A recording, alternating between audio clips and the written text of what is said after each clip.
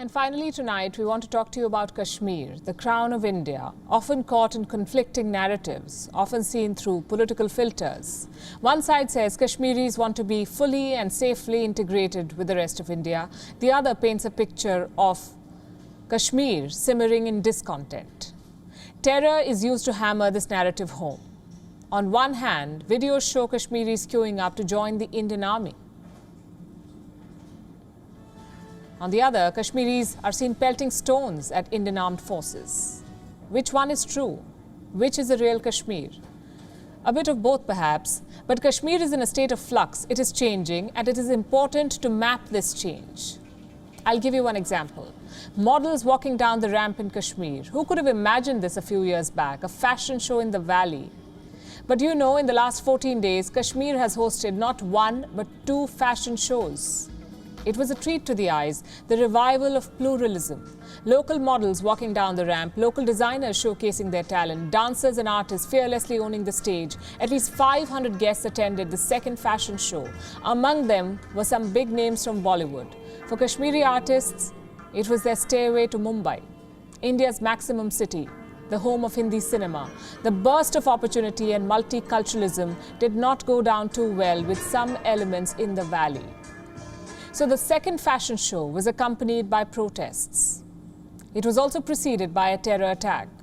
You see, whenever a positive story comes out of Kashmir, a negative one imminently follows. Because for some elements, it is important to highlight a grim picture of Kashmir. On the day of the second fashion show, a territorial army soldier was shot in the valley. His name was Mohammad Salim Akhun. He was on leave. He had gone home to visit his family, to meet his 6-year-old son, his 9-year-old daughter, to spend time with his wife.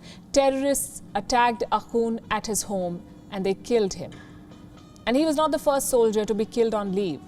In 2020, Shakir Manzoor was killed on his way home. Manzoor too was a territorial army soldier. In June 2019, Manzoor Ahmad Beg was shot, again at his home. He too was a soldier on leave. Those watching us from India will be familiar with this name, Lieutenant Umar Fayaz. He was just 22 years old. He was abducted from a relative's home and killed. The young lieutenant was also on leave. As was a soldier called Aurangzeb, who too was killed the same year.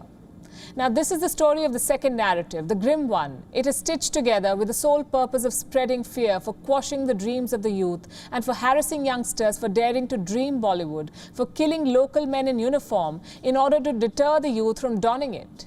But you know what?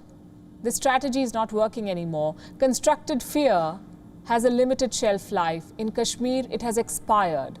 The people of Kashmir have decided to take control of their lives, to dream big. Kashmir today is a story of hope, where fashion shows are not called off because a bunch of followers of some conservative cleric chose to protest. Today, theatres are flourishing in Kashmir. The valley is being celebrated on social media like never before. Yes, there are still challenges. There is no denying that. But there's also a clear wave of change. And this change is immune to politics and threats.